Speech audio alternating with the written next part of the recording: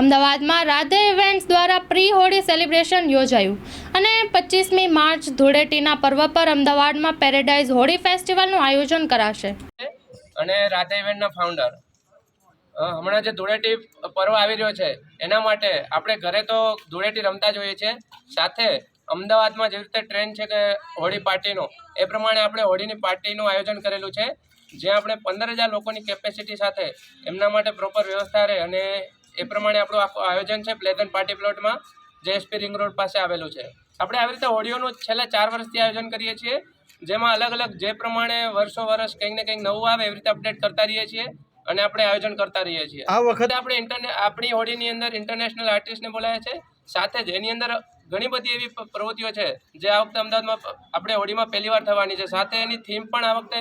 ક્યારે પણ આવી રીતે અમદાવાદની હોળીમાં થઈ નથી, એ ટાઈપનો આખી થીમ રાખી છે. આપણે જે રીતે મેં તમને કીધું કે મેં 10,000 થી 15,000 પર્સનને ટાર્ગેટ કર્યા છે, તો એના માટે મેં જે નોર્મલ 1-2 પાર્કિંગ હોય છે એવું નહીં, આપણે વેન્યુ પાસે 3 પાર્કિંગનો અમે ઓલરેડી 4 વ્હીલર અને 2 વ્હીલરનું વ્યવસ્થા થઈ જાય એ પ્રમાણેનો આપણે વ્યવસ્થા કરેલ છે. સાથે સિક્યુરિટીમાં આપણે સીસીટીવી કેમેરા તો બધી જગ્યાએ છે જ, પણ સાથે ત્યાં કને આપણે 35 બાઉન્સરની ટીમ સાથે લેડીઝની ટીમ પણ આપણે સાથે રાખેલી છે. આપણે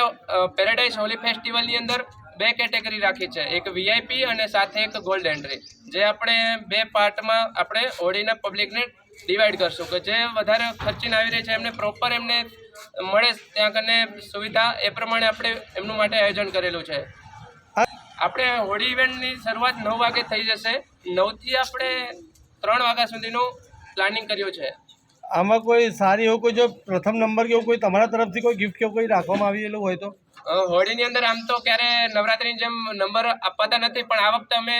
મેં તમને કીધું કે ઘણી એવી નવી પ્રવૃત્તિઓ જોડી છે, જેવી રીતે ટગ ઓફ વોર, સાથે એવી ગેમ્સ પણ રાખી છે કે કપલ્સ ગેમ, ફેમિલી ગેમ્સ. તો એની અંદર જે વિનર હશે એને 100% અમારા જે સ્પોન્સર છે એમની પાસેથી ઘણા બધા